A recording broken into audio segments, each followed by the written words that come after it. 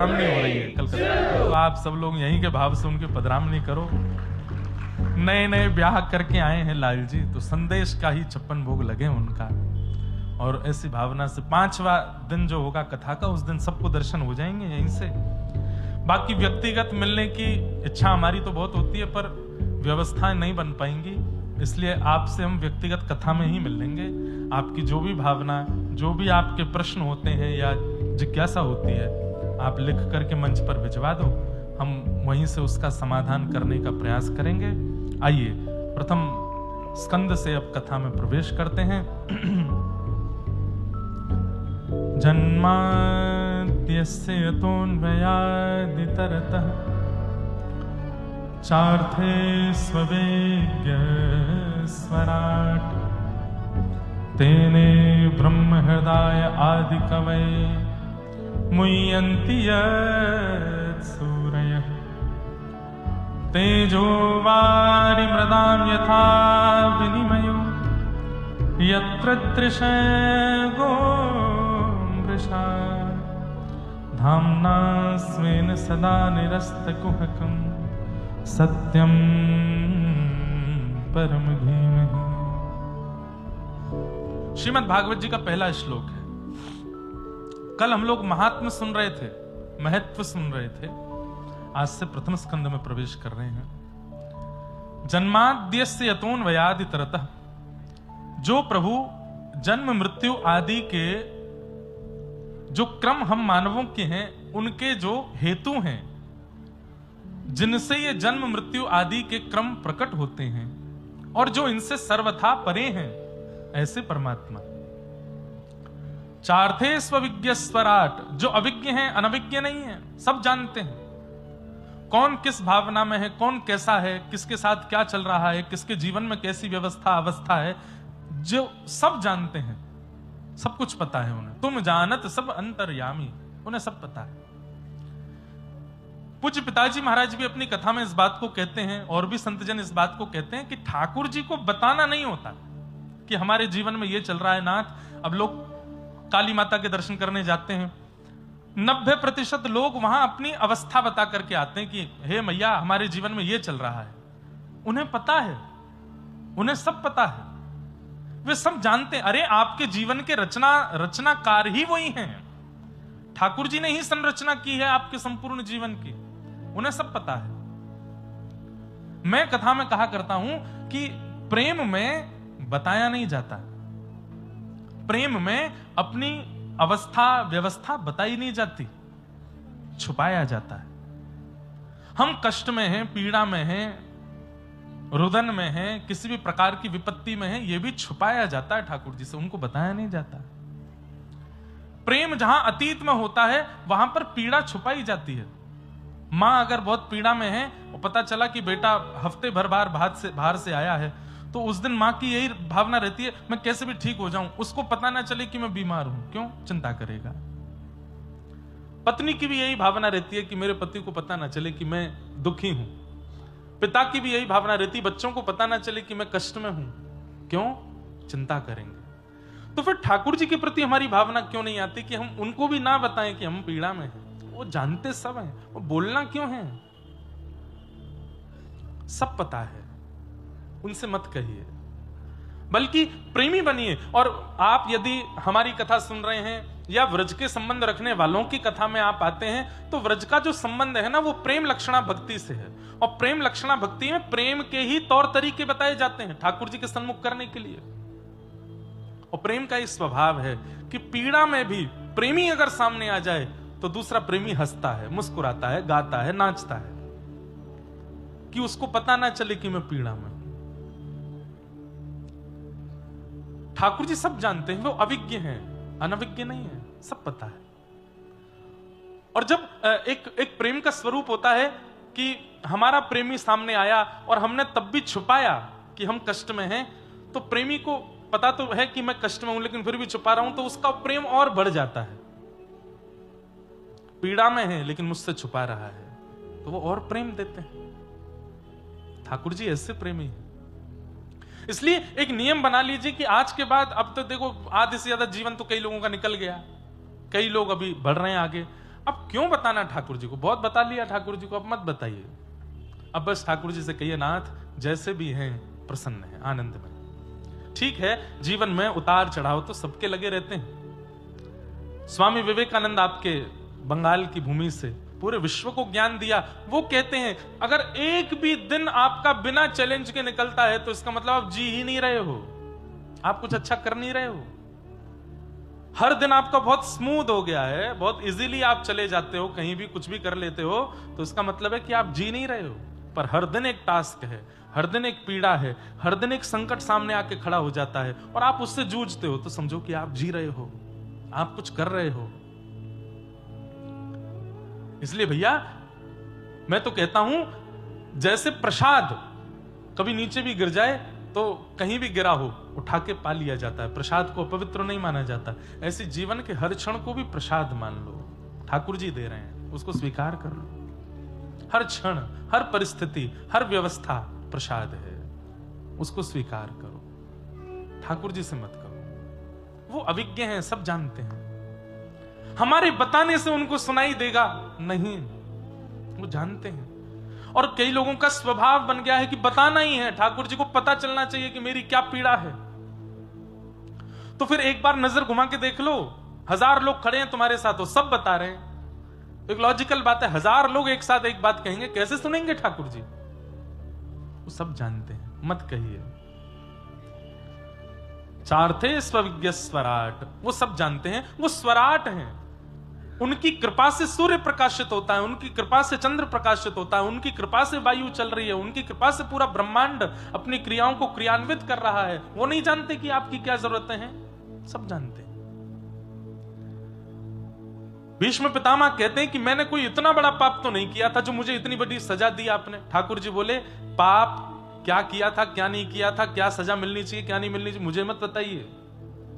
कर्मण्येवाधिकारस्ते, तुम्हारा अधिकार केवल कर्म पर है। मां फलेषु कदाचन, फल पर तुम्हारा अधिकार नहीं है, वो तो मेरा अधिकार है कि मैं क्या दूंगा, कब दूंगा, कैसे दूंगा। इसलिए उसमें ज्यादा चिंता मत करो। हम लोगों की रुकावट का और हम लोगों की चिंता का कारण क्या है कि हम कर्म पर ध्यान ना देके फल पर ज्यादा ध्यान देते हैं। कर्म पर ध्यान ना दे करके, कर्म को व्यवस्थित ना करके फल की चिंता ज्यादा करते हैं। ठाकुर जी कहते हैं वो मेरी चिंता का विषय है, मुझे करने दो, तुम बस अपनी क्रिया करो, अपने कर्म को संवारते चलो। बंधुओं, अच्छा करने के बाद भी अच्छा ना मिले,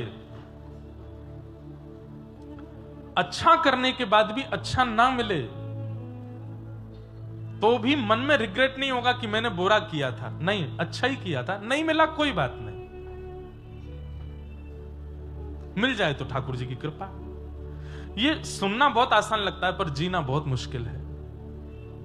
और जब से सोशल मीडिया का टाइम आया है, तब से तो नेगेटिविटी तो इतनी ज्यादा लोगों में भरी पड़ी है, वो अब निकल निकल के आ रही है। मुझे कहना नहीं चाहिए, पर मुझे बहुत कष्ट होता है। आज सनातन धर्म के बड़े बड़े संत जन, बड़े बड़े ऋषि जन केवल एक दूसरे से लड़ने में लगे, और आमने सामने नहीं लड़ते। आमने सामने एक दूसरे के पांव छुएंगे, एक दूसरे को गले से लगाएंगे। मेरी बात बहुत ध्यान से सुनिएगा। पिछले 2 सालों के अंदर युवाओं में भक्ति जागृत हो रही है। पिछले 2 सालों में, अभी ताली नहीं बजाओ, अभी नहीं बजाओ, ताली बजाने वाली बात ही नहीं कर रहा मैं, ये चिंता वाली बात कर रहा हूं। पिछले 1.5-2 वर्षों में युवाओं में भक्ति जागृत हो रही है।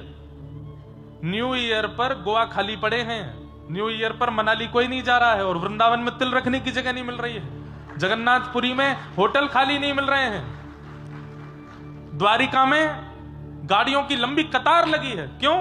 सब जा रहे हैं। कोई कहता है कि अरे फोटो खिंचवाने जाते हैं, आजकल भक्ति ट्रेंडिंग। अरे मैं कह रहा हूं चल तो रही है ना ट्रेंडिंग, कम से कम वो फोटो खिंचवाने ही जा रहे हैं, जा तो रहे हैं ना। हम ही लोग कथाओं में कहते हैं, हम ही लोग अपने मंचों से कहते हैं कि सन्मुख होए जीव मोहे जब ही। ठाकुर जी कह रहे हैं जैसे ही जीव मेरे सन्मुख आता है, मैं उसके सारे विषाद दूर कर देता हूं, उसको स्वीकार कर ले। अरे वो जा तो रहा है ठाकुर जी के सामने। जैसे तैसे बड़ी मुश्किलों से युवाओं में भक्ति जागृत हो रही है, और यहां पर फिर ये नेगेटिविटी शुरू हो जा रही है। आपस में लड़ रहे हैं, झगड़ रहे हैं, एक दूसरे के प्रति गलत गलत बातें कह रहे हैं। कभी किसी कथावाचक को छोटा बता रहे हैं, किसी को बड़ा बता रहे हैं, किसी के जीवन पर कुछ कह रहे हैं, कहीं कुछ डाल रहे हैं, ये सब बहुत गलत है। और फिर वही दिन आ जाएगा कि यही युवा वापस यू टर्न ले लेगा, नहीं जाएंगे मंदिरों में, खाली पड़े रह जाएंगे मंदिर, नहीं जाएगा कोई भक्ति तीर्थ धामों में, और फिर कहेंगे कि घनघोर कलिकाल आ गया है, पबों में जाते हैं, उल्टे सीधे काम करते हैं, ऐसा क्रिया करते हैं।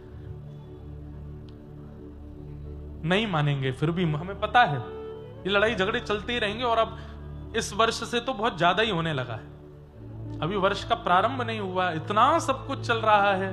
और जहां देखो वहां बस केवल धार्मिकों में लड़ाई चल रही है, संप्रदायों में विभाजन चल रहा है, ये बड़े हैं, ये छोटे हैं, इन्होंने ऐसा किया, इन्होंने वैसा किया, इन्होंने ऐसा कर दिया, अरे ये नियम का पालन नहीं करते, ये कहां लिखा है, ये कौन से ग्रंथ की बात है ये। कलयुग में इन सब से कुछ नहीं होने वाला है, इसलिए हम ज्यादा लोगों को तो नहीं समझाते, क्योंकि मैं ही फिर कटघरे में खड़ा हो जाऊंगा, आज तो ये बता, मैं हम तू बहुत बड़ा बनना है, हमको समझा रहा है, आपको तो हम बोल सकते हैं। जीवन के 4 दिन बचे हैं भैया, हमारे आपके कब प्राण चले जाएं कोई पता नहीं है। जितना हो सके हरेर नाम हरेर नाम हरेर नाम एव केवलम कलौ नास्त्यैव नास्त्यैव नास्त्यैव गतिरन्यथा। श्रीमन चैतन्य महाप्रभु ने द्वार द्वार जाकर के नाम बुलवाया, क्योंकि ये नाम ही कल्याण करेगा। यहां पर विवाद छिड़ रहे हैं, विषाद छिड़ रहे हैं, आपस में लड़ झगड़ रहे हैं, आप लोग अपने काम पर ध्यान रखो। आपका काम क्या है? ठाकुर जी को भजो, ठाकुर जी को रटो, सेवा करो, अपने जीवन को सार्थक बनाओ। ये जो चल रहा है संसार में, अब इनको तो हम ज्यादा कुछ कह नहीं सकते, करने दीजिए।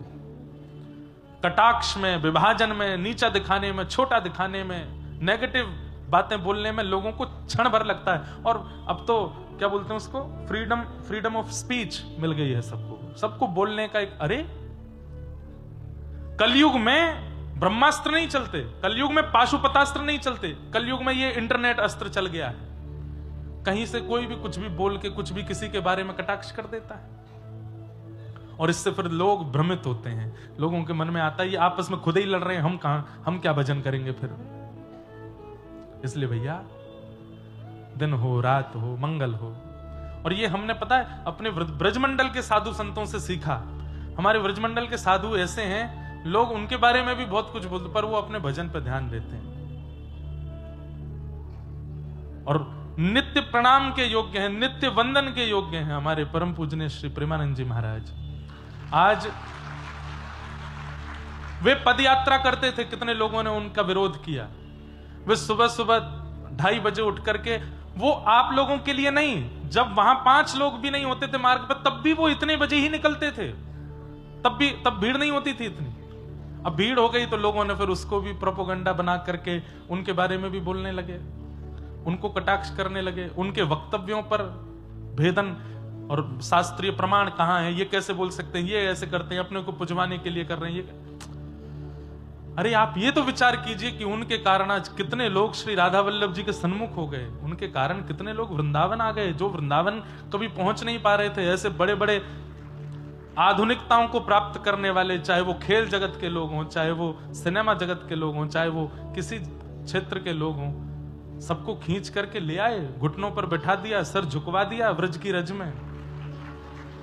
लेकिन ये संसार है, यहां पर आपने अच्छे 4 काम किए, उसको आदमी एक बार में भूल जाता है। आपने एक कुछ ऐसा गड़बड़ कर, और गड़बड़ किया भी नहीं, किसी ने उसको गड़बड़ बता दिया तो 5 लोग विश्वास भी कर ले, तो हाँ सही कह रहा है, गड़बड़ ही है। तो फिर हम में और भक्तों में, हम में और राक्षसों में अंतर कहां रह गया? हम भी तो वही हो गए। मर्यादा पुरुषोत्तम राम जी हैं, वन में पिता की आज्ञा से निकले हैं, लेकिन रावण को उनमें भी दोष दिख रहा है। ऐसे परम सुकुमार, ऐसे परम कोमल, परम सुंदर श्री राघव जी में भी रावण को दोष दिख रहा है। इससे क्या सिद्ध होता है कि दोष दृष्टि देखना, दोष दृष्टि रखना ही राक्षसत्व है। इसलिए हमारी इतने लोगों से तो प्रार्थना हम कर ही सकते हैं जो यहां बैठे हैं, मत देखो दोष, मत लाओ इन दोष दृष्टियों को जीवन में। जीवन के बहुत कम समय रह गए। ठाकुर जी कर लेंगे ना न्याय, सही गलत का न्याय ठाकुर जी करेंगे, सही गलत का न्याय यमराज करेंगे। हमको किसने अधिकार दिया कि हम इस प्रकार, अब तो भजन करो, कीर्तन करो, ठाकुर जी का नाम गुणगान करो। तेने ब्रह्म हृदय आदि कवये मुह्यन्ति यत्सूरयः जिन्होंने ब्रह्म आदि देवताओं को भी, इंद्र आदि देवताओं को भी अपनी लीला पर मोहित कर लिया। तेजो वारि मृदाम यथा विनिमयो यत्र त्रिशर्गो मृषा, पृथ्वी जल अग्नि वायु आकाश भी जिनके अधीन रहता है, ऐसे श्री ठाकुर जी जहां पर तीन त्रिगुणातीत सृष्टि के जो स्वामी हैं, ऐसे प्रभु को धामना स्वेन सदा निरस्त कुहकम सत्यम परम धीमहि, ऐसे प्रभु को, परम सत्य स्वरूप को हम बारंबार प्रणाम करते हैं, बारंबार वंदन करते हैं, ठाकुर जी को बारंबार नमन करते हैं। भागवत जी के द्वितीय श्लोक में विषय, अधिकारी, संबंध और प्रयोजन 4 बातें बताई गई हैं। धर्म प्रोजित कैतवोत्र परमो निर्मत्सराणां सतां, वैद्यं वास्तवमत्र वस्तु शिवतं तापत्रयोन्मूलनम्। श्रीमद्भागवते महामुनिकृते किं वा परैरीश्वरः, सद्यो हृदयवरुध्यते त्रिकृतिभिः शुश्रूषुभिस्तत्क्षणा। सब लोग बैठ जाओ और ध्यान से सुनो। विषय, अधिकारी, संबंध और प्रयोजन, ये 4 बातें। सन्मुख वाले जो लोग हैं, जो बिल्कुल व्यासपीठ के सन्मुख रहते हैं, उनको आना और जाना तब करना चाहिए जब कीर्तन संकीर्तन हो, कथा के बीच में नहीं उठा कर। क्योंकि आप उठ के जा रहे हैं अपने कार्य से, पर आपके पीछे जो लोग बैठे हैं वो बिल्कुल कांस्टेंट देख के कथा सुन रहे हैं, एक एक शब्द सुन रहे हैं, और हम भी उनको देख के सुना रहे हैं, तो बीच में धारा प्रवाह बांध की तरह रुक जाता है। इसलिए जिनको बीच बीच में उठने की आदत है वो ऐसी जगह बैठा करें कि कब गए कब आए पता ही नहीं चली। अब पूरी जनता को लांघें, उछल कूद करते हुए बाहर जाते, फिर वहीं उछल कूद करते हुए आम। वयोवृद्धों के लिए तो नहीं है बात, ये सब आचार्य संहिताएं कथाओं की, ये सब मर्यादाएं हैं, इनको हम नहीं बताएंगे तो कौन बताएगा। तो इसलिए ध्यान से सुनो। सबसे पहली बात, श्रीमद् भागवत जी का विषय क्या है? सुनने वाले श्रोताओं के चित्त में परम धर्म का बीज बोना। धर्म और परम धर्म में अंतर क्या है? इस संसार में रहने के लिए और इस संसार में व्यवस्थित जीवन जीने के लिए आप जो कर्म करते हैं वो सब धर्म कहलाते हैं, लेकिन इस संसार के त्याग के पश्चात जिस गति को आप प्राप्त करते हैं, वो गति जिस भाव से प्राप्त होती है उसको परम धर्म कहते हैं। समझ में आई बात? आप सुबह उठते हैं, उठते ही आप स्नान करते हैं, यह धर्म है। स्नान करते ही आप रात्रि के वस्त्र नहीं पहनते, नए वस्त्र पहनते हैं, यह धर्म है। आप सुबह उठने के बाद में व्यायाम आदि करते हैं, यह धर्म है। बाल भोग पाते हैं, यह धर्म है। माता पिता के चरण छूते हैं, यह धर्म है। मंदिर में जाके पूजा अर्चना करते हैं, धर्म है। अपने कार्य के लिए बच्चे स्कूल जाते हैं, थोड़े बड़े यूनिवर्सिटी जाते हैं, और बड़े अपने व्यापार के लिए जॉब पे जाते हैं, फैक्ट्री जाते हैं, किसी भी प्रकार के काम में जाते हैं, रिक्शा चलाते हैं, गाड़ी चलाते हैं, प्लेन उड़ाते हैं, ये सब धर्म है। जहां पर आप व्यवस्थित होकर के अपना जीवन इस संसार में जी रहे हो, 2 समय की रोटी पाने के लिए, धन कमाने के लिए, परिवार चलाने के लिए जो भी व्यवस्थित होकर कर्म कर रहे हो, वो सब धर्म कहलाता है। हाँ, उसमें किसी का छल करके, कपट करके, किसी का अधिकार छीन के या गलत प्रकार से क्रिया करें, वो अधर्म है। पर आप बिल्कुल व्यवस्थित होकर के अपना जीवन जी रहे हो, तो आपका पूरा जीवन धर्म है। पर इस संसार में रहने के लिए और यहां तक की सीमा पर व्यवस्थित होने के लिए जो कर्म है वो धर्म, पर भगवत प्राप्ति के लिए जो आप कर्म करते हो वो परम धर्म है। श्रीमद् भागवत जी परम धर्म सिखाती है। इस संसार में तो रह लिए, यहां तो सब कर लिया, सब कमा लिया, खा लिया। ठाकुर जी ने श्रीमद् भगवत गीता के माध्यम से धर्म और परम धर्म दोनों बातें बताई हैं, संसार में कैसे रहना और मेरी प्राप्ति कैसे करनी। पर श्रीमद् भागवत तो केवल परम धर्म का उपदेश देती हैं। भगवत प्राप्ति कैसे हो, भगवत सन्निधि कैसे प्राप्त हो। कथा आप लोग सुन रहे हैं, यह धर्म नहीं है, यह परम धर्म है। यहां जो आप लोग बैठ करके ये पूरा प्रसंग श्रवण कर रहे हैं, यह धर्म का स्वरूप नहीं है, क्योंकि यहां आप जीवन जीने की कला नहीं सीख रहे हो, यहां आप भगवत प्राप्ति की कला सीख रहे हो। जीवन जीने की कला बीच बीच में हम वो भी बताते हैं बीच बीच में आचार्यों की वाणी से वो भी सिद्ध करते हैं कि जीवन कैसा हो, पर यहां पर मूल रूप से एक ही बात प्रस्तावित की जाती है कि भगवत प्राप्ति कैसे हो, वो परम धर्म है। इस लोक में रहने के लिए जो क्रियाएं हैं वो धर्म है, और परलोक की प्राप्ति के लिए, वृंदावन की प्राप्ति के लिए, ठाकुर की प्राप्ति के लिए जो क्रिया है वो परम धर्म है। श्रीमद् भागवत परम धर्म का बीज बोती है। अब ये भी बात समझने की, बीज बोती है, बीज बो दिया गया, लेकिन वो बीज पुष्पित हो, फलित हो, वृक्षित हो, वृहद हो, ये काम आपका है। इन 7 दिनों में जुताई और बुवाई हम कर देंगे, लेकिन 8वें दिन से वो जो बीज भीतर गया है वो बड़ा होकर के वृक्ष बने, पुष्पित, फलित और सुगंधित हो, ये आपकी जिम्मेवारी है। कथाएं तो बहुत होती हैं कलकत्ता में, हर महीने 2 महीने में एक श्रेष्ठ व्यास कलकत्ता में होते हैं, इतनी कथाएं करते हैं। मतलब जुताई बुवाई तो खूब हो रही है, पर हमारी हृदय रूपी धरा कैसी है इस पर निर्भर करता है कि पेड़ उगेगा कि नहीं। हृदय रूपी धरा में खाद कैसी पड़ी हुई है उससे पता चलेगा कि भाई बीज पुष्पित, फलित और वृक्षित होगा कि नहीं। कई जगह जमीन इतनी ज्यादा योग्य नहीं होती, तो वहां कितने भी बीज बो दो वहां वृक्ष उगता ही नहीं है, तो वहां पर खाद डाली जाती है, थोड़ा अच्छा किया जाता है, वहां की जमीन को थोड़ा उपजाऊ बनाया जाता है, तब जाकर के वो पुष्पित होती है। वहां पर कोई भी बीज डाला जाए वो फलित हो जाता है। पर आजकल हमारे राष्ट्र में, चाहे पूरे विश्व में, लोगों की हृदय रूपी जो धरा है वो बांझ हो गई है, उसमें ज्यादा पेड़ उगते नहीं है। बीज तो बहुत बोए जाते हैं लेकिन उनसे कोई मिलता नहीं। कई बार हमने ही देखा, कथा सुन के गए हैं, कथा सुनने के बाद ही वो ये सब करने लगे जिनके लिए कथा में मना किया गया, जिनके लिए कथा में रोका गया। लड़ रहे हैं, झगड़ रहे हैं, छल कर रहे हैं, कपट कर रहे हैं। अभी एक जगह मेरी कथा थी तो वहां एक माता जी मुझसे बोली, महाराज जी मैं जितनी देर कथा सुनती हूं और जितनी देर पंडाल में होती हूं उतनी देर मुझको सब याद रहता है आपने क्या कहा, और घर आती सब भूल जाती हूं, सब चला जाता है दिमाग से। घर में लड़ाई झगड़ा होता है तब भी मैं लड़ लेती हूँ, बाद में याद आता है आपने तो कथा में बोला था ऐसे ऐसे नहीं करना, ये नहीं करना, वो नहीं करना। मैंने कहा ये कलयुग का प्रभाव है। कलयुग हमारे हृदय को व्यवस्थित होने नहीं देता। पर कथा यहां याद रखने का विषय नहीं है, हमारे जाने के बाद याद रखने का विषय है कि क्या बोल के गए हैं, क्या समझा के गए हैं, क्या बता के गए हैं, वो चित्त में रहे।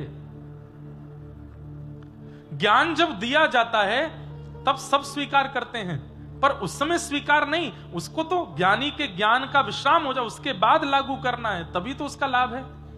अब आप क्लासरूम में तो बहुत अच्छे से बैठते हो जब टीचर पढ़ाते हैं, लेकिन एग्जाम में आके क्लास में तो मुझे सब याद था, पर ये एग्जाम पेपर आते भूल जाता हूं मैं, तब तो फेल हो ही जाना है। ये क्लासरूम है और यहां से बाहर जाते ही आपका एग्जाम शुरू होता है। ये बातें वहां याद रखनी है, यहां याद रखने की आवश्यकता नहीं। यहां तो केवल उसको नोट डाउन करते जाओ और बाहर जाती उसको लागू कर दो। तो श्रीमद् भागवत परम धर्म का विषय है, धर्म का नहीं, परम धर्म। ठाकुर जी कैसे मिले, भगवत प्राप्ति कैसे हो, जीवन का उद्धार कैसे हो, कल्याण कैसे हो, उसका जो विषय प्रतिपादित करे वो भागवत।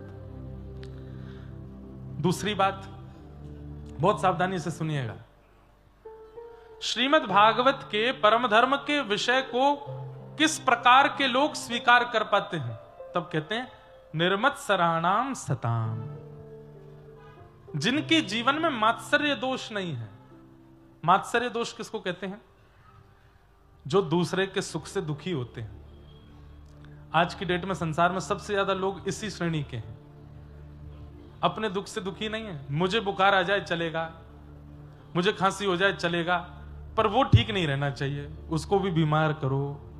मैं निर्धन हो गया, मेरा व्यापार ठप हो गया, चलेगा, कोई बात नहीं, पर उसका क्यों चल रहा है, इस बात से पीड़ित है, इस बात से दुखी। बड़ी प्रसिद्ध कथा है, एक व्यक्ति गया, जाके उसने तप किया, भगवान प्रसन्न होकर के बोले वरदान मांगो। बोले प्रभु एक वरदान दे दो, मैं जो चाहूं मुझे मिल जाया करे। ठाकुर जी बोले ऐसे वरदान देने हमने बंद कर दिए। क्यों? बोले भस्मासुर आया था, और उसने मांगा मैं जिसके सिर पे हाथ धरूं वो भस्म हो जाए। शंकर जी ने वरदान दिया, शंकर जी के पीछे भागा, तो तुमको ही भस्म करूंगा मैं। ये सब वरदान नहीं देने हमको। तो प्रभु मैंने तब किया, थोड़ा तो कुछ दो। बोले कुछ और मांगो। बोले नहीं, चाहिए यही, मैं जो चाहूं मुझे मिले। तो ठाकुर जी बोले कलयुग का जीव है, चल तूने जो मांगा तुझे देंगे, लेकिन तरीका हमारा होगा। बोले क्या? तू जो चाहेगा तुझे मिलेगा, पड़ोसी को दुगना मिलेगा। ये कोई बात नहीं होती? बोले यही बात है भाई।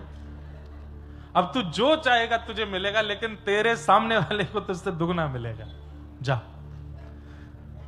आ गया, बढ़िया मेरा बंगलो बन जाए कोलकाता में।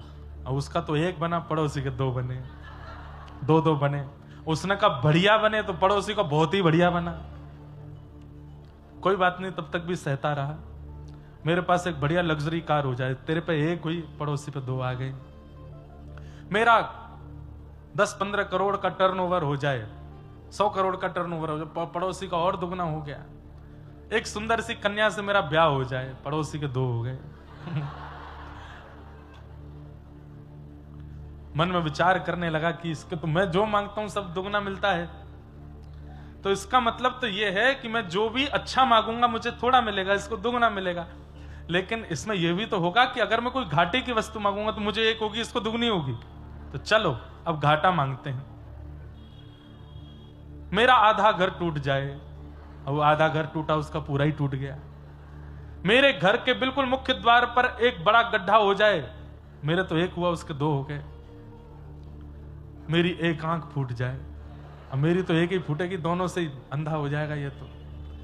ये इस प्रकार की भावना से जो लोग बड़े चिंतित रहते हैं, दिन रात उनकी चिंता ही केवल यह है कि वो श्रेष्ठ क्यों हो रहा है, उसके पास सब कुछ क्यों है, वो मुझसे आगे कैसे निकल गया। ऐसे लोगों को मात्सर्य दोषी कहते हैं। और मात्सर्य दोषी लोग आध्यात्म से दूर रहें, क्योंकि उनको आध्यात्म की चर्चा कभी समझ में नहीं आ सकती। कितनी बड़ी विडंबना की बात है। दोष संसार में अनेक हैं, काम, क्रोध, लोभ, ईर्ष्या, द्वेष, अभिनिवेश, अहंता, ममता, चिंता, इतने सारे दोष हैं संसार में। लेकिन केवल ईर्ष्यालु लोगों को कहा गया कि ये लोग कभी आध्यात्म के पथ पर चल नहीं पाएंगे। जिसके चित्त में काम है, जिसके चित्त में क्रोध है, जिसके चित्त में लोभ है, वो भी आध्यात्म पथ पर चल के एक दिन सुधर जाएगा, पर ईर्ष्यालु नहीं सुधर पाएगा। ईर्ष्यालु को बहुत समय लगेगा। और मानो चाहे मत मानो, पर ईर्ष्या सबको होती है, सबके चित्त में होती है। कोई अभिमानवश नहीं कहेंगे हम व्यासपीठ पर बैठ के कि हमारे चित्त को भगवान ने शुद्ध रखा। ठाकुर जी सदा रखें, पर ईर्ष्यालु बहुत लोगों को होती है। और ये ईर्ष्या भगवत प्राप्ति में सबसे बड़ी बाधा। इतनी बड़ी बाधा काम भी नहीं है, इतनी बड़ी बाधा क्रोध, लोभ भी नहीं है, जितनी बड़ी बाधा ईर्ष्या है। एक प्रकार से अगर मैं कह दूं तो कोई अतिशयोक्ति नहीं। ईर्ष्या एक ऐसा रोग है कि उसके लगते ही काम रोग भी लगता है, क्रोध रोग भी लगता है, बाकी के सारे रोग भी आते हैं। अगर आप सारे रोगों से ग्रसित हो तो इसका मतलब आपके अंदर ईर्ष्या भी है, तभी सारे रोग आए हैं। और ईर्ष्या यदि ठीक हो गई तो धीरे धीरे सारे रोग ठीक होने शुरू हो जाएंगे। काम भी चला जाएगा, लोभ भी चला जाएगा, मोह भी चला जाएगा, चिंता भी चली जाएगी, अहमता भी चली जाएगी। ईर्ष्या को ठीक करो। हम तो कहते हैं कथा में कि जिससे ईर्ष्या होती है उसका चिंतन करो। अभी किससे होती है ईर्ष्या? कलकत्ता में कौन है जिसको देख के आपको अच्छा नहीं लगता? उसका चिंतन कर लो एक क्षण के लिए, और फिर 7 दिन कथा सुनो। 7 दिन बाद फिर से उसको याद करना, और याद नहीं उसके पास ही चले जाना, उसको जाके सामने से देखना। अगर तब भी ईर्ष्या हुई तो फिर एक कथा और सुनो, और तब ईर्ष्या नहीं हो तो समझना कि कथा ने चित्त को परिवर्तित किया। ठाकुर जी ने हमको देख लिया, तभी ईर्ष्या नहीं हो रही है। ईर्ष्या दोष जिसे कहते हैं मात्सर्य, ये मात्सर्य दोष ठाकुर जी को प्रिय नहीं लगता। निर्मत्सराणाम सताम वैद्यं वास्तवमत्र वस्तु शिवदम। आपकी बंगाल की भूमि को जैसे चैतन्य महाप्रभु ने सुशोभित किया, ऐसे ही आपकी बंगाल की भूमि को सुशोभित किया हमारे कविराज, जिन्हें कविराज कह दूं तो कोई अतिशयोक्ति नहीं, बल्कि छोटा है कविराज भी, श्री जयदेव महाप्रभु। वे भी इसी बंगाल की भूमि पर जन्मे। बाद में फिर उड़ीसा जगन्नाथ प्रभु के चरणों में चले गए। अच्छा, जगन्नाथ जी का भी यश गायन करने वाले चाहे चैतन्य महाप्रभु हों चाहे जयदेव महाप्रभु हों, सब आए बंगाल में, बंगाल से गए महाप्रभु जी के पास।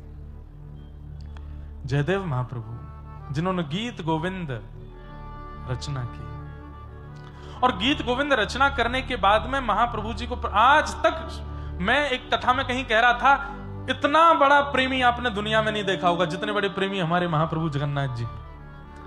कोई प्रेमी होता है ना, उसके प्रिय प्रेमी ने, प्रेमिका ने या प्रेमी ने उसको कुछ प्रिय वस्तु दी, तो प्रिय वस्तु को वो संभाल के रखता है। कितने दिन संभाल के रखता है? लोग उसको क्या करते हैं, प्रिजर्व करके रख लेते हैं, कहीं बुक के नीचे दबा के रख लेंगे, अलमीरा में बंद कर देंगे, लॉकर में रख देंगे, पर रोज उसको खोल खोल के देखे ऐसा प्रेमी दुनिया में कोई नहीं हुआ। केवल जगन्नाथ महाप्रभु हैं।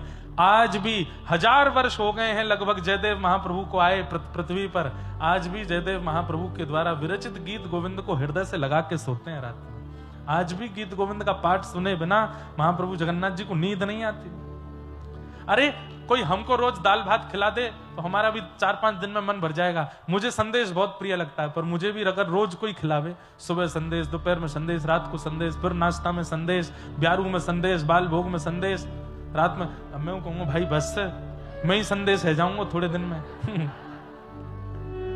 लेकिन जयदेव महाप्रभु के गीत गोविंद को आज भी, और हृदय से तो लगाते हैं, अपने अधर तक लेके आते हैं महाप्रभु जगन्नाथ जी, अपने अधर तक लगाते हैं। जगन्नाथ महाप्रभु सो ही नहीं सकते जब तक गीत गोविंद उनके हृदय से ना लगाया जाए, पूरे तन पर लपेट करके पहनाते हैं। ऐसे जयदेव महाप्रभु की विरचित गीत गोविंद। तो कहते हैं कि उस काल में गीत गोविंद की इतनी प्रसिद्धि हो गई,